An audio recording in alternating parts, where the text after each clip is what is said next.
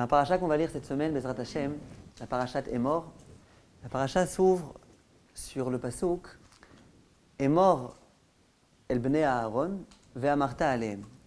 Adresse-toi aux enfants de Aaron, sous-entendu aux Kohanim, et voilà ce que tu vas leur dire.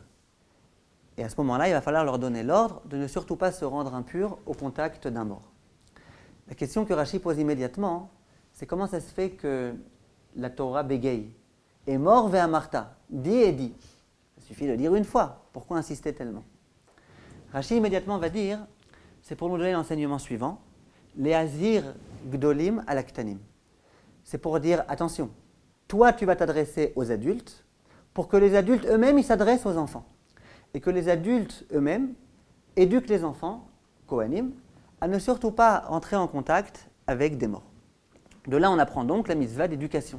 Il faut éduquer les enfants. On ne peut pas laisser les enfants faire ce qu'ils veulent, tout et n'importe quoi. On ne peut pas laisser un Kohen rentrer dans un cimetière. Il va falloir l'éduquer. Question que pose le Rav Zalman Sorotskin, question très forte. Il dit, je ne comprends pas. Qu'il faille éduquer les enfants, c'est quelque chose d'évident. C'était peut-être même pas la peine de le dire. Si la Torah a voulu me le dire, pourquoi elle a eu besoin de me le dire uniquement concernant l'ordre des Kohanim? Elle nous aurait parlé d'une mitzvah qui concerne l'ensemble du peuple juif. Elle aurait parlé de la mitzvah du Shabbat. Elle aurait dit, vous savez, il faut éduquer les enfants, il faut les empêcher de commettre des choses interdites. Pourquoi uniquement à ce sujet? C'est une première question très forte qui se pose. Autre question qui se pose, c'est immédiatement dans la suite de la paracha. La Torah va dire « Kedoshim yiyu lelohehem, velo yechalelu » Les Kohanim, ils seront Kedoshim, ils seront saints. Ça veut dire quoi? Ça veut dire qu'ils ne devront pas être en contact avec un mort, ainsi que le Ramban explique. Velo yechalelu et Shem Elohem, et ils ne profaneront pas le nom d'Hachem. Ça veut dire soyez kadosh et ne soyez pas kadosh. Je ne trouve pas que c'est un peu lourd? J'ai compris, si tu me dis qu'il faut qu'il soit kadosh, ça veut dire qu'il ne faut pas qu'il soit pas kadosh, qu'il ne faut pas qu'il profane. Dis-moi qu'il faut qu'il soit kadosh, et ça sous-entend qu'il ne faut surtout pas qu'il profane le nom d'Akadosh Baruch Hu. Pourquoi bégayer autant? Pourquoi être tellement insistant? Voilà deux questions très fortes qui se posent et qui pourront nous conduire, Bezrat Hashem, à des leçons essentielles concernant l'éducation des enfants. Et qui dit comprendre comment on peut éduquer les enfants, dit comprendre comment on peut s'éduquer soi-même, parce que c'est à peu près la même dynamique. Alors écoutons bien, vous allez voir qu'il y a des choses ici très belles que Chazal nous enseigne. Vient le Rav Zalman Sorotskin et dit la chose suivante. Tout homme, normalement constitué, comprend que les enfants, il faut les éduquer. C'est à peu près un consensus général de l'humanité tout entière qu'un enfant doit être éduqué. Un enfant naît sans savoir exactement ce qui est bon et ce qui est mauvais, ce qui est dangereux et ce qui ne l'est pas, ce qui est moral et ce qui ne l'est pas. Et si on veut pouvoir donner une certaine direction à notre enfant, il faut l'éduquer. Un enfant ne sera jamais éduqué si on ne l'a pas éduqué. C'est la raison pour laquelle même les non-juifs, qui n'ont pas lu la parachat Emor, ils savent qu'il faut éduquer les enfants. Et donc ils vont apprendre à leurs enfants, tu sais, il faut tous les soirs se brosser les dents, le matin aussi, ça prend 3 minutes, blablabla. Ils vont apprendre aux enfants, ça il ne faut surtout pas manger, c'est dangereux pour la santé. Ne mange pas trop de bonbons, c'est pas bon pour les dents. Et ils vont leur apprendre tout type de choses, ça c'est pas bon, ne vole pas, c'est immoral. Et vous allez entendre des parents, même non-juifs, qui vont donner un certain nombre de directives à leurs enfants. Et c'est normal. Pour pouvoir avoir des enfants qui vont devenir des adultes bien, dignes de ce nom, il faut nécessairement, quand ils sont enfants, les éduquer. Le juif, qu'est-ce qu'il fait? Il essaye d'ajouter une autre dimension à l'éducation, qui est la dimension de la spiritualité. Ça ne suffit pas d'éduquer simplement à lui dire ça c'est bon et ça c'est pas bon, ça c'est dangereux pour la santé, ça c'est pas dangereux. Il faut aussi commencer à lui apprendre tout type de valeurs. Il faut lui inculquer la Torah de la façon la meilleure, avec le plus d'amour possible, et il faut lui enseigner tout cela. Il y a eu malheureusement certaines personnes qui ont inventé une nouvelle théorie, selon laquelle tout ce qui concerne la Torah, il ne faut surtout pas éduquer les enfants. Laissez-leur se comporter comme ils le veulent, et vous verrez, ils grandiront bien, ils seront très épanouis, et puis ils pourront grandir comme il faut. J'ai connu personnellement quelqu'un qui a fait cette grave erreur. Sa femme, elle a lu cette thèse-là d'un psychologue non-juif. Elle a essayé ça. Et bien, je peux vous dire que ses enfants, alors que lui, il est très religieux, les uns les autres, ils ont tous dévié complètement, mais complètement, du chemin de la Torah. Comment ça se fait? Parce que c'est sûr que ce n'est pas une façon d'éduquer. Et pourquoi? Comment vous voulez que de lui-même, il invente la Torah? Que de lui-même, ce n'est pas Avraham Avinu, pour découvrir Dieu de lui-même. Simplement, l'erreur, c'est l'erreur des parents. Si tu comprends qu'il faut dire à ton fils, il faut se brosser les dents. Si tu comprends qu'il faut lui dire, ça c'est du poison. Pourquoi tu lui dis pas que telle avéra, c'est aussi du poison? Et pourquoi tu lui apprends pas tout ça? Chachamim, il s'oppose énormément à cette théorie. Le Mirtav Meliaou, il écrit des choses explicites à ce sujet, et d'autres rabbanim. C'est une grave erreur. Mais Baruch Hashem, aujourd'hui, il n'y a plus tellement de personnes qui commettent cette erreur.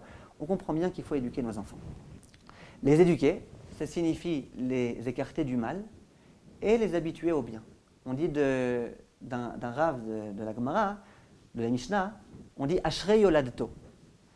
Et la Gemara dit que sa maman, alors qu'il était encore bébé, qui venait de naître, elle le conduisait dans son berceau, près du Beth Midrash, pour que l'enfant entende sans arrêt les propos de Torah. Et de là, on voit que quelqu'un qui sera bien éduqué, c'est quelqu'un d'une part qui entend le bien, qui entend sans arrêt les Talmidei Chachamim parler de Torah, qui est bercé par la voix de la Torah, et d'autre part, qui n'entend pas le mal. La meilleure façon de ne pas entendre de mal, c'est d'être au Beth Midrash. Au Beth Midrash, en principe, Bezrat Hashem, on n'entend que du bien, on n'entend pas de mal. Si par contre, on essaye d'éduquer nos enfants, comme beaucoup de gens malheureusement le font, en leur faisant lire des journaux, dans lesquels des gens qui n'ont même pas de kippa sur la tête essayent de leur inculquer ce qu'ils ont à leur inculquer, il s'avère que c'est les journalistes qui ont éduqué nos enfants. Et vous vous imaginez un petit peu les répercussions terribles. Aujourd'hui, il y a d'autres éducateurs. Il y a d'autres babysitters, comme j'entendais du Rav Levinstein qui disait. Aujourd'hui, l'ordinateur, c'est un bon babysitter. Et je vous assure, il y a des parents qui me disent, le dimanche en France, qu'est-ce que c'est dur d'occuper les enfants. On met un bon film sur l'ordinateur, et les enfants, pendant 4 heures, 5 heures, ils restent comme ça, et ils ne dérangent pas. Et les parents comme ça, ils peuvent faire tout ce qu'ils ont à faire. C'est une bonne éducation, non?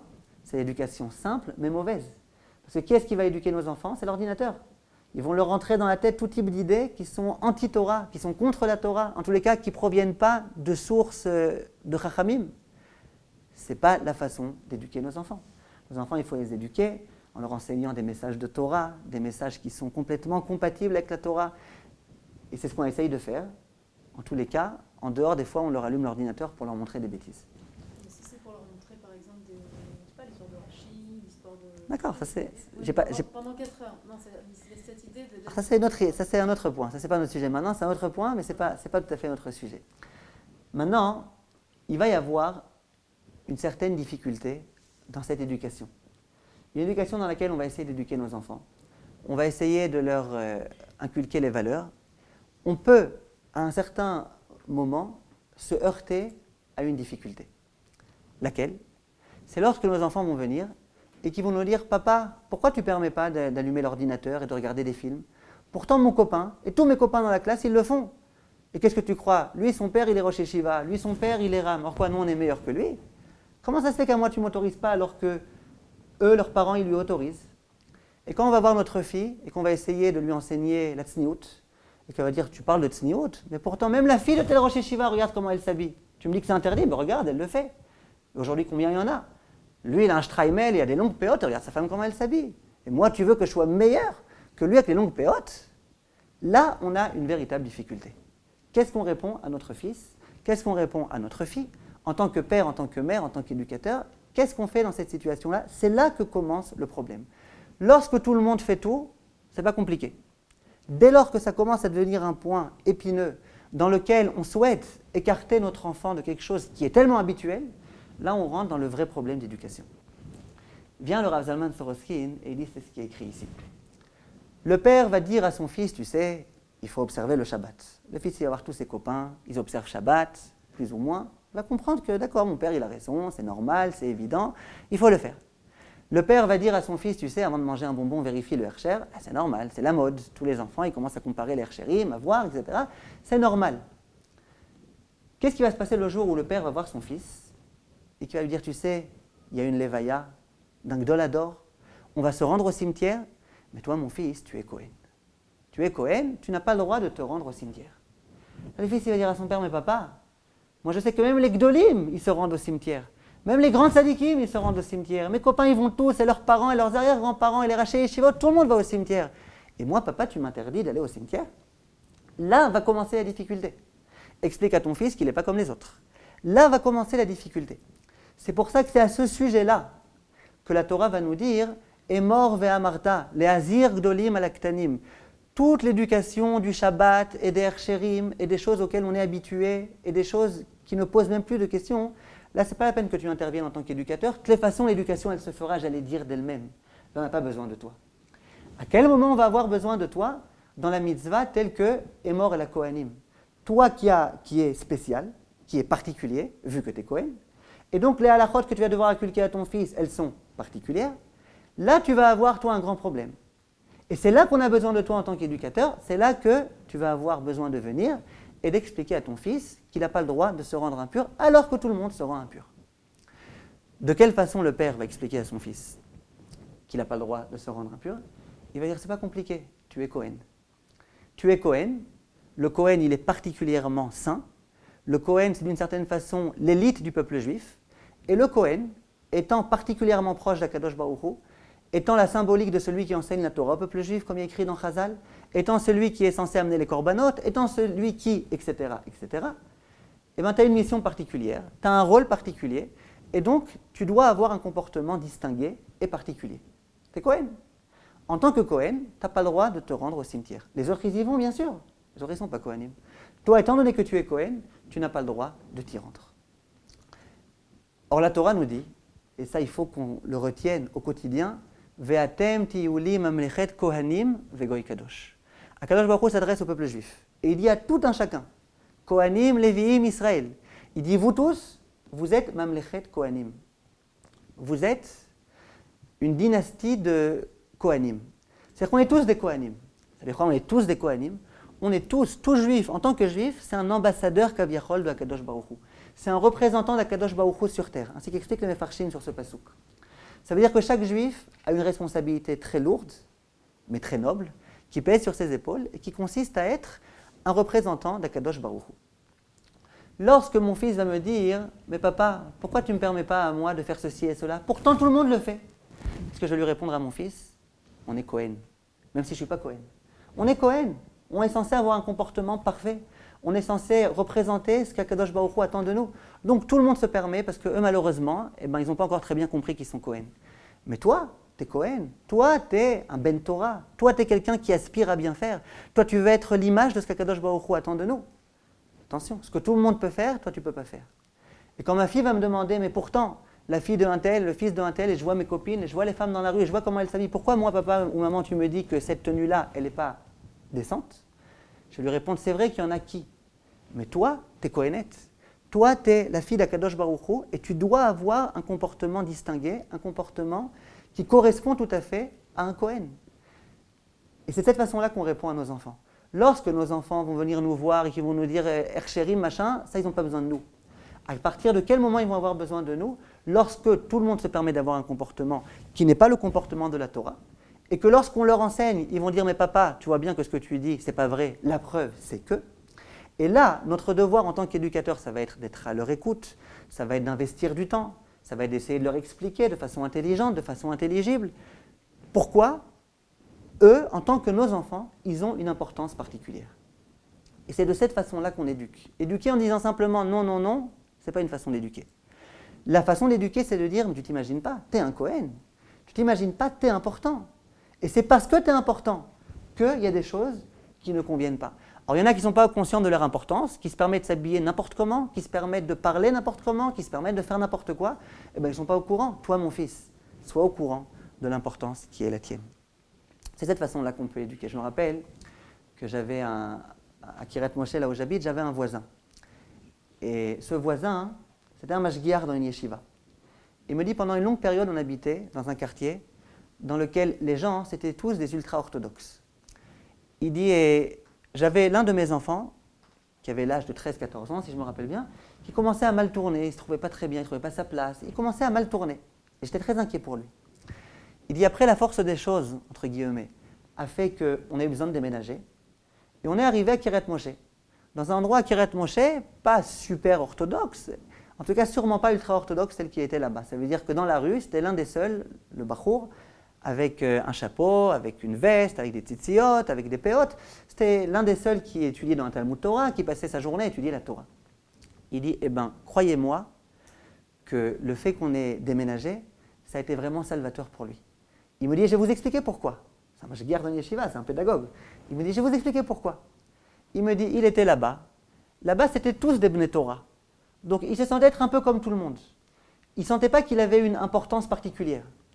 Donc, il se sentait être comme les autres. Et là-bas, les autres, il y en a qui sont Bnei Torah, mais qui font des bêtises. Il y en a qui sont Bnei Torah, mais qui ont un comportement qui ne convient pas à des Bnei Torah. Simplement, comme extérieurement, ils sont tous habillés de la même façon. Donc, c'est facile de se fondre dans leur comportement. Il dit, on est arrivé à un endroit dans lequel c'est le seul Ben Torah de la rue. Le seul. Le seul qui étudie la Torah toute la journée, le seul auquel on enseigne ces valeurs-là, c'est le seul. Il dit du coup, d'une part, il a compris son importance, c'est quelqu'un d'important, c'est le Ben Torah de la rue. Et en dehors de ça, il a arrêté d'apprendre du mauvais comportement des autres. Parce que quand il était sans arrêt avec des Ben Torah, il disait tout ce qu'eux ils font, j'ai le droit de faire. Comme on a dit, la fille du Rosh Yeshiva, elle fait, moi aussi j'ai le droit de faire. Par contre, quand il est arrivé dans un endroit dans lequel les gens qui le côtoyaient, ce n'était pas des Bnei Torah. Donc il comprend. Elle s'habille mal parce que c'est normal, ce n'est pas une Ben Torah. Et lui, il fait n'importe quoi, c'est normal, ce n'est pas un Ben Torah. Et l'autre, il se permet d'avoir une télé à la maison, c'est normal, ce n'est pas un Ben Torah. Et ça a réussi à l'édifier, ce bachour-là. Ça veut dire que la façon d'éduquer, ça veut dire à son fils, toi, tu es un Kohen. Et c'est parce que tu es un Kohen, et parce que tu es important, et parce que tu montres le chemin, et parce que les gens ils te regardent sans arrêt comme étant une image, qu'il faut que tu fasses particulièrement attention. Ça, les gens, ils aiment bien. Quand on leur dit, tu sais, t'es important. Tu sais que quand tu te promènes dans la rue, les gens, ils te regardent de façon admirative. Tu sais que les gens, ils essayent d'apprendre de toi. Tu es devenu, alors que tu as 13 ans, un rave. Ça, les gens, ils aiment bien. Il faut réussir à leur enseigner cette leçon. Et ça, c'est la leçon que la Torah a voulu peut-être nous enseigner lorsqu'elle nous a donné l'ordre de l'éducation dans une mitzvah qui est extrêmement difficile vu qu'elle ne concerne que certaines personnes et vu que tous les autres ne font pas ça. Et la réponse est, toi mon fils, t'es Kohen. Cette réponse, on peut la donner nous tous à nos enfants, même s'ils ne sont pas Kohanim. Vatem tiulim amlechet Kohanim vegoy kadosh. Simplement, le problème qui va subsister, et c'est à mon avis un problème encore plus grave et qui nous concerne vraiment, c'est que mon fils, ma fille, ils vont dire, je veux bien papa qu'on soit Kohen. Je veux bien qu'on soit censé donner un exemple. Mais mon fils Kohen, il va me dire par exemple, je suis perdant dans l'histoire. Moi, je n'ai pas demandé à Hachem de me faire Kohen, et du coup, je suis perdant. Pourquoi je suis perdant? Tous mes copains, ils vont aller prier sur les Kivrei Tzadikim, et moi, je suis Kohen, je pourrais aller prier chez les Kivrei Tzadikim. Je perds. Même en spiritualité, je perds. Mes copains, ils me disent que quand ils vont prier sur les Kivrei Tzadikim, combien ils s'élèvent spirituellement, je perds. Une fois, il y a une jeune fille qui m'a dit, vous me croirez si vous voulez, elle me dit, je sais que ma tenue vestimentaire n'obéit pas tout à fait aux normes de la halakha, mais je suis obligée. Je dis, pourquoi tu es obligée? Elle me dit, parce que j'ai envie de me marier.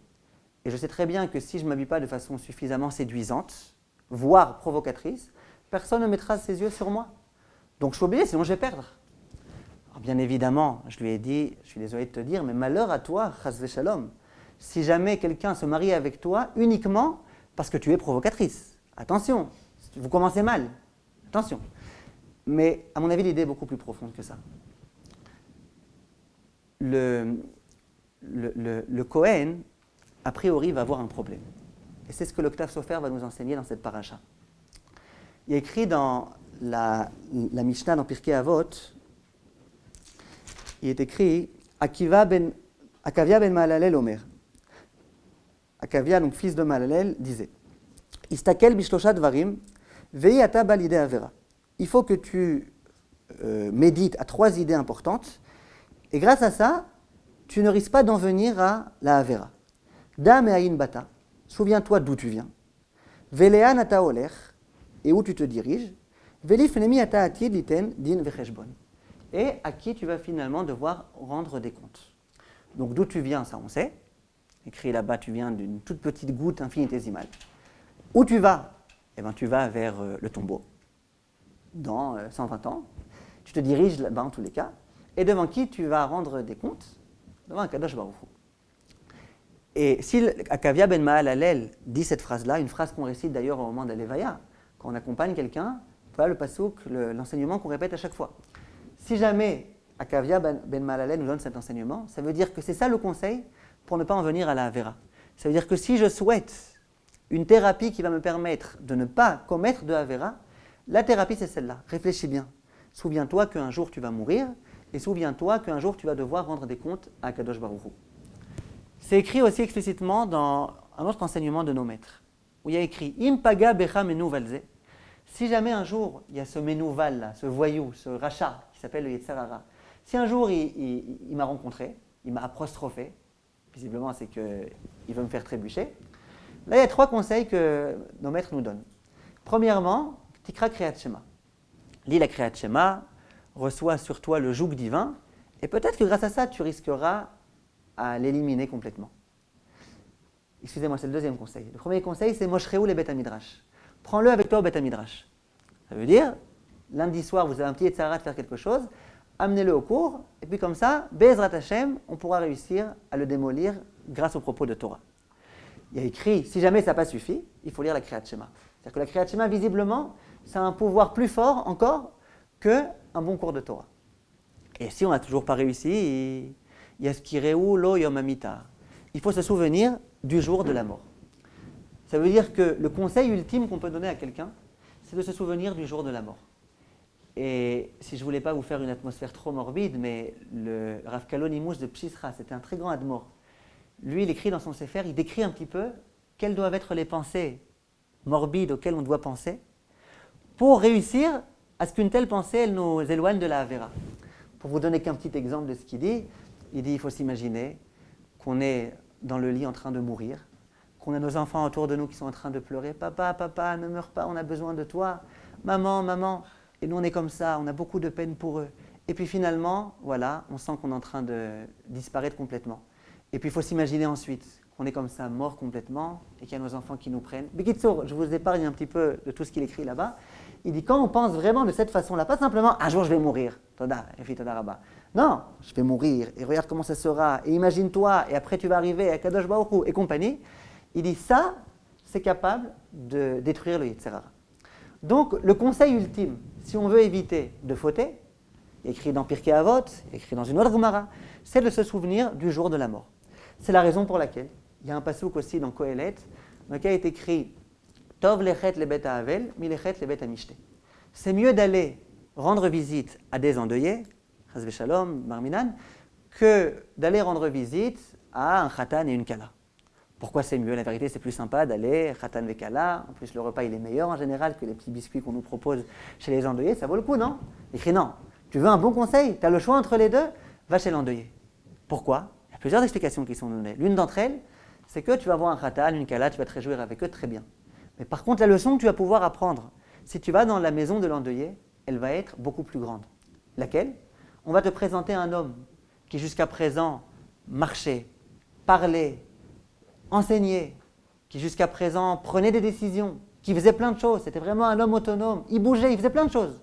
Et d'un coup, il est allongé par terre, il est mort, il est inanimé, il ne peut plus rien faire. Ça, c'est un enseignement de première grandeur qu'on peut apprendre. Quand on se trouve dans cette situation-là, quand on côtoie la mort, ça nous rappelle, tu sais, toi aussi un jour tu vas en arriver là. Et donc, attention, prends-toi en main, dépêche-toi, accomplis des mitzvot, écarte-toi des averot. Ça, c'est le conseil que nous donne la Mishnah. C'est le conseil que nous donne la Mishnah. Vous avez compris ce conseil? Donc, c'est vraiment que c'est un conseil extrêmement important. Je me rappelle qu'au Koel dans lequel j'étudiais, il y avait un homme qui malheureusement a été frappé d'un Alzheimer. Et je me rappelle de lui avant ce Alzheimer. C'était un homme, il arrivait toujours à l'heure au collège, il étudiait, il se balançait quand il étudiait, il criait, il parlait fort. Il étudiait vraiment très bien, il donnait quelques petits cours comme ça, il organisait des petites rabourottes, etc. Et puis un jour, il a eu ce Alzheimer et très rapidement, son état il s'est vraiment complètement aggravé, très rapidement. Et puis je me rappelle quelques années après, on allait pour lui rendre visite, c'était littéralement une plante verte. Bien sûr, un juif avec sa neshama, etc. Mais il ne nous reconnaissait plus, on ne pouvait plus parler avec lui, il n'avait plus du tout toutes ses fonctions, il n'avait plus rien. Et je peux vous dire qu'à chaque fois que je sortais de chez lui, je me renforçais. Je me renforçais. Tu vois un homme qui jusqu'à présent pouvait faire tellement de choses et d'un coup, il ne peut plus rien faire. Et je me renforçais, je me disais, tant que Baruch Hashem, on a la santé, il faut profiter du temps, il faut accomplir des mitzvot, un jour, on risque de plus rien pouvoir faire. Ça, c'est l'enseignement que nous donne la Mishnah, Akavia ben Mahalalel et compagnie. Simplement, il va y avoir un problème. Lequel? Le Kohen, comme on l'a dit, il est particulièrement saint. Or, plus on est saint, va dire la Gemara, plus le Yetzer Hara est fort. Ça veut dire que le Kohen, Bli Ayin Hara, il a un Yetzer Hara extrêmement fort. Donc le Kohen, il étudie la Gemara, et il dit, c'est pas grave, j'ai un Yetzer Hara très fort, et bien je vais prendre l'antidote de ce Yetzer Hara. C'est quoi l'antidote du Yetzer Hara? Sois en contact avec un mort. Dès que tu entends qu'il y a un mort quelque part, va, accompagne-le, fais tout ce qu'il faut. Simplement, le Kohen, puisqu'il est Kohen, il ne peut pas se rendre au cimetière, il ne peut pas se rendre dans un endroit dans lequel il y a un mort, il ne peut pas côtoyer un mort. Alors là, le Kohen, il a un vrai problème. Il dit, moi j'ai un Yetzer Hara énorme, et l'antidote unique, ultime, qui existe contre le Yetzer Hara, je ne peux pas m'en servir. Hachem, il m'a fait un sale coup là. Il a fait de moi un Kohen, et il m'a bourré de défauts, bourré de Yetzer Hara, et même la solution, il ne me la donne pas, il ne me l'accorde pas. Ça, c'est la question que le fils va un jour venir voir son père et lui poser. Papa, je suis Kohen, d'accord. Tu fais de moi un grand homme, d'accord. Tu me montres mon importance, d'accord. Mais papa, regarde, j'ai un vrai problème, le fait que je sois Kohen, ce n'est pas mon avantage. Papa, je perds. Ou la fille qui va dire, je veux bien m'habiller de sa noix, mais je n'ai pas trouvé de chidour. Ou l'autre qui va dire, papa, tu veux pas que je lise des journaux, d'accord, mais il faut quand même que je sois un petit peu informé. Si je ne suis pas informé, je ne vais pas avoir de copains, je ne vais pas pouvoir parler avec les autres, je vais être complètement déconnecté du monde dans lequel je vis. Papa, je risque de perdre. Quelle est la réponse qu'on doit apporter à ce fils, à cette fille, si on veut pouvoir l'éduquer? La réponse, dit le Ktav Sofer, c'est ce qui est écrit ici. Kedoshim yiyu lelohem. Les Kohanim, ils doivent être Kedoshim. Vous vous rappelez la question de départ? On avait dit, puisqu'il y a écrit au tout début Kedoshim yiyu, ils devront être saints, ça veut dire s'écarter du mort. Alors bien sûr qu'ils ne vont pas profaner le nom d'Hachem. Réponse, c'est deux choses qui n'ont rien à voir. Première ordonnance, Kedoshim yiyu. Attention, écartez-vous du mort. Parce que vous êtes Kohen. Maintenant, vous allez me demander, vous les Kohanim, on veut bien s'écarter du mort. Mais si on s'écarte du mort, avec le grand Yetzer Hara qu'on a, on risque de fauter. Et si on faute, on risque de profaner le nom d'Hachem. Bien, la Torah dit, Velo yechalelu et Shem Kodeshi. Et vous les Kohanim, ne vous inquiétez pas, ne vous en faites pas. Moi, Hachem, je me préoccupe de vous. Je vous donnerai une siyata d'Ishmaïa tellement grande que vous réussirez à vaincre votre Yetzer Hara sans avoir besoin d'en arriver à ces conseils-là. C'est ce qui est écrit ici. Kedoshim yiyu, soyez Kedoshim. Écartez-vous des morts. À vous écarter des morts, vous aurez un problème de Yetzer Hara et donc vous allez faire du Chilul Hashem. Non. Velo yechalelu et Shem Kodeshi. Et vous ne profanerez pas, ne vous inquiétez pas. Ce n'est pas parce que vous allez accomplir une mitzvah de Kedoshim yiyu que vous risquez d'en venir à fauter. Vous ne fauterez pas et donc vous ne profanerez pas le nom d'Hachem. Vous inquiétez pas, c'est moi Hachem qui en prend l'entière responsabilité. Et pourquoi? Kilechem Elokav ou Makriv. Le Kohen, c'est pas qu'il fait exprès de ne pas se rendre dans l'endroit où il y a un mort, c'est qu'il ne peut pas. Parce que Hachem lui en a donné l'ordre. Vous pensez que parce que quelqu'un accomplit l'ordre d'Akadosh Baruch Hu, il va perdre? Il ne perdra pas. Et ça, c'est la leçon qu'on doit donner à nos enfants. Je sais que je répète beaucoup cette idée-là, je suis désolé de vous la répéter tellement de fois, mais je pense qu'elle est tellement vraie. Si j'éduque mon fils en lui disant simplement « tu es un grand homme, tu es un grand homme, tu es un grand homme », c'est déjà bien. Il y a beaucoup qui commettent l'erreur et qui ne font même pas ça.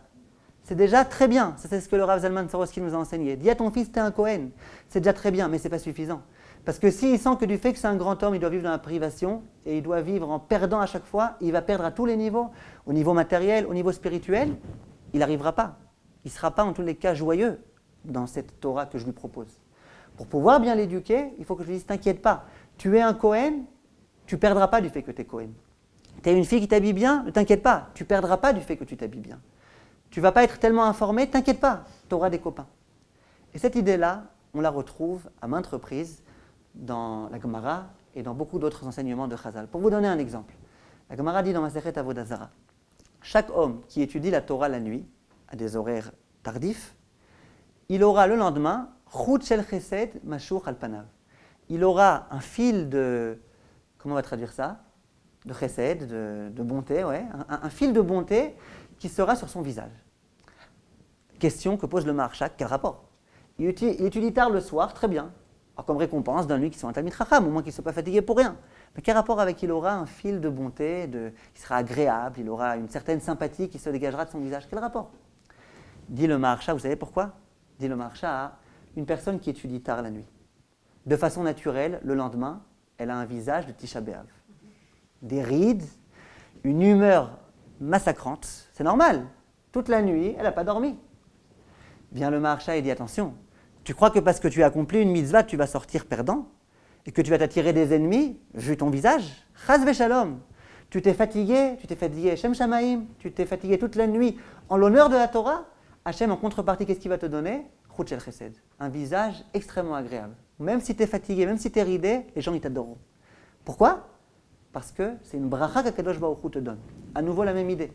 Moi je veux bien étudier tard la nuit, mais après je suis fatigué, je ne vais pas avoir de copains, machin. Ch'touillotte. Tu fais les choses que tu fais. Bien sûr, je n'ai pas dit qu'il fallait ne pas dormir la nuit. C'est pas ça que j'ai dit, attention. Mais si jamais, une fois, tu avais besoin de ne pas dormir pour une raison ou pour une autre, parce que tu devais étudier la Torah, t'inquiète pas. Tu ne perdras pas de cela. Quand tu accomplis ta Torah de la façon la meilleure, tu ne perdras pas. Autre exemple. Dans la Torah, il y a écrit que lorsque dans une ville, il y a des gens qui malheureusement se sont donnés à la avodah zara, à l'idolâtrie, la iranidachat, il y a écrit qu'à ce moment-là, les Juifs ils doivent faire un véritable saccage. Ils doivent tuer tous les hommes de cette ville, ils doivent tuer tous les animaux et compagnie. À la fin, il y a écrit, c'est Kadosh Baruch Hu qui s'adresse, Venatan lecha rachamim verichamcha. Il y a écrit, Kadosh Baruch Hu te donnera de la rachamim, il te donnera de la miséricorde, et il sera miséricordieux à ton égard. Ça veut dire quoi? Hashem te donnera de la miséricorde, quel rapport avec cette mitzvah? Vient le Rachaim Akadosh et explique la façon suivante. Il dit généralement, lorsqu'un homme s'habitue à tuer, même si c'est parce que c'est Akadosh Baruch Hu qui lui en a donné l'ordre, quand quelqu'un s'habitue à tuer, finalement, il trouve goût à ça, il prend goût à ça. Et finalement, il devient lui-même quelqu'un de cruel. Comme ça, il écrit le Rachaim Akadosh, il devient Arzari. Quelqu'un qui sans arrêt doit tuer, finalement, il devient lui-même cruel. Ça rentre dans sa nature. Là, Akadosh Baruch Hu demande à ces hommes-là de faire preuve de cruauté. Tu les prends tous, tu les déchiquetes, tu les déchires, tu les bousilles, tu les machins. Vous imaginez un petit peu comment ces hommes-là risquent finalement de devenir cruels? Vient Akadosh Baruch Hu, dit le Rachaim Akadosh et il dit, mais t'inquiète pas.